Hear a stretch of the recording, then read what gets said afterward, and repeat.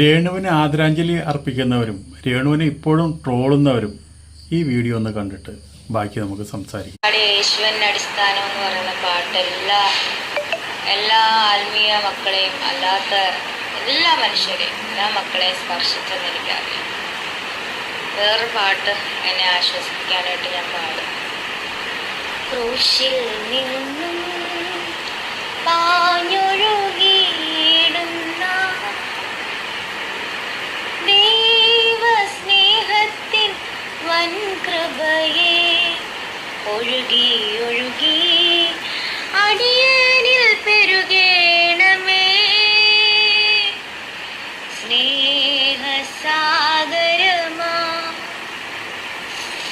സ്നേഹമാം ദൈവമേ നീ എന്നിൽ അനുദിന സ്നേഹസാഗരമാ.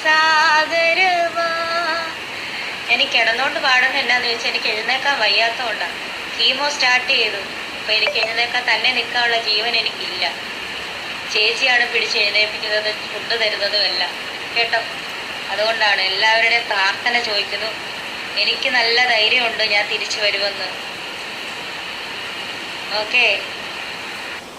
കോട്ടയം മെഡിക്കൽ കോളേജിൻ്റെ ബെഡിൽ കിടന്ന് ഈ നരകയാതന അനുഭവിക്കുന്ന ഈ പെൺകുട്ടീന് ആൾക്കാർ ആദരാഞ്ജലി അർപ്പിക്കുന്നതും അതുപോലെ തന്നെ ട്രോളുന്നതും ഇപ്പോഴും മോശമായി വീഡിയോ ഇടുന്നവരും മോശമായി കമൻറ്റ് ചെയ്യുന്നവരും നിങ്ങൾക്കൊക്കെ ശരിക്കും പറഞ്ഞാൽ നിങ്ങളുടെ കുടുംബത്ത് ഇങ്ങനെ ആരെങ്കിലുമൊക്കെ വരുമ്പോഴാണ് നിങ്ങൾക്ക് അതിൻ്റെ വേദന മനസ്സിലാവുള്ളൂ. അപ്പോൾ ഇത് ആരാൻ്റെ അമ്മയ്ക്ക് ഭ്രാന്ത് പിടിച്ചാൽ കാണാൻ നല്ല ചേലെന്ന് പറഞ്ഞ പോലെ നിങ്ങളുടെയൊക്കെ സ്വഭാവം.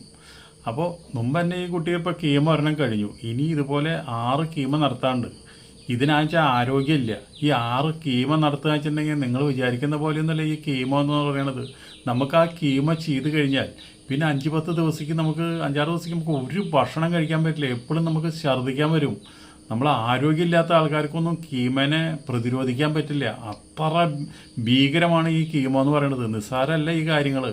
അപ്പോൾ അത് ഈ അത്രയും 4ാം സ്റ്റേജിലേക്ക് ഈ രോഗം കടന്നോടുകൂടിയിട്ടാണ് ഇത്രയും കഠോരമായുള്ള മരുന്നുകളും വില കൂടിയ മരുന്നുകളും ലക്ഷക്കണക്കിന് രൂപയിലുള്ള കാര്യങ്ങളൊക്കെ ഇനി മരുന്നുകളും ഗുളികളൊക്കെ ഇനി ഇപ്പോൾ ഉപയോഗിക്കുന്നത്.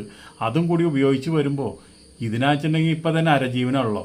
ഇത് കിടന്ന് ഓടിച്ചാടുന്ന് കളിക്കുന്നത് മാത്രമേ അതിന് ഒരു ജീവനും ഇല്ലാത്തൊരു മനുഷ്യത്തെ അത്.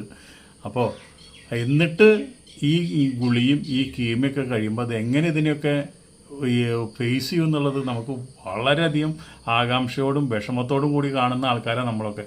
എന്നിട്ട് പോലും നിങ്ങൾക്കൊരു മനസാക്ഷി ഇല്ലാണ്ട് ഇങ്ങനെയൊക്കെ ചെയ്യുന്നതും പറയണതൊക്കെ എത്ര വൃത്തികേടാണെന്നറിയാം നിങ്ങൾ ചെയ്യുന്നത്.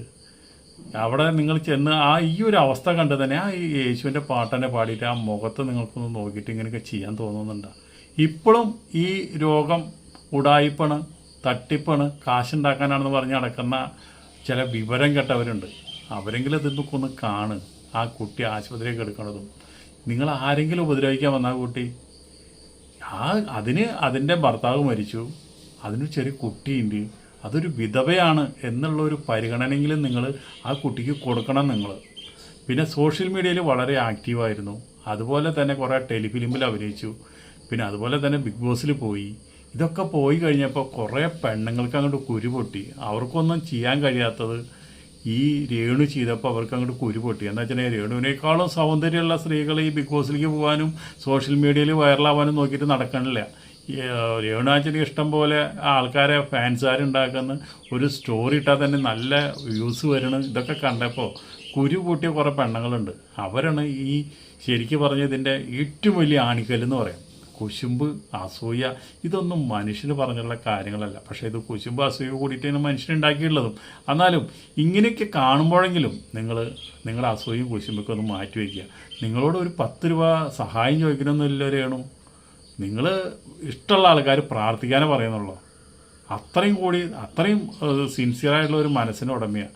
തിരിച്ചു വരാൻ വേണ്ടി നമ്മളെല്ലാവരും പ്രാർത്ഥിക്കുക. അത്രയല്ലേ വേണ്ടോ? ഇനിയിപ്പോൾ ചിലവർ വിചാരം ഇനി പ്രാർത്ഥിച്ച് രോഗം മാറി വന്നു കഴിഞ്ഞാൽ ഇനി സോഷ്യൽ മീഡിയ കൈയടക്കി വാഴണ റാണിയാവുമെന്ന് നിങ്ങൾക്ക് കുറേ ആൾക്കാർക്ക് ഒരു സംശയമുണ്ട്.